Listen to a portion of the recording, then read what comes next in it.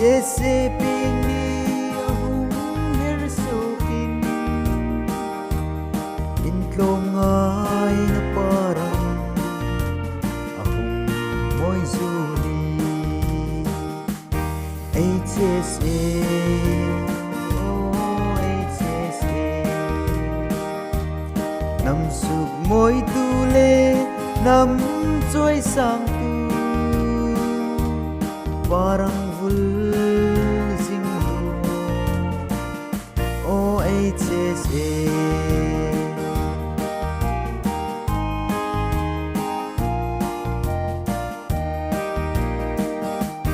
sing le ma ching o ma nau hai tri angan sui ko tu ngei chu HSA ye hi lo ni isak ning hi thang thar lai moi zu se HSA HSA nam suk moi tu le nam choi sang tu parang vul sing o HSA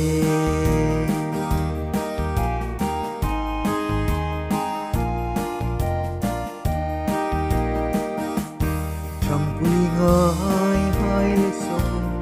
đôi ngai lạt lầm ngai lâu lên sân ngai lâu HSA ye hi lo ni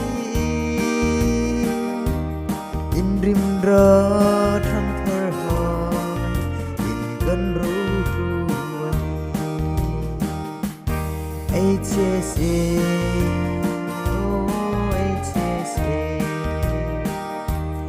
nam suk moi tu le nam choi sang tu parang vul sing o HSA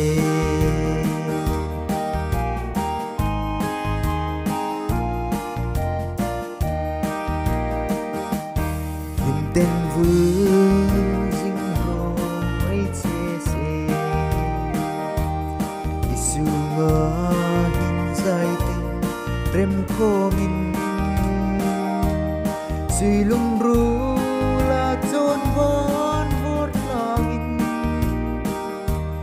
kan thâu su kisak ning su moi su HSA HSA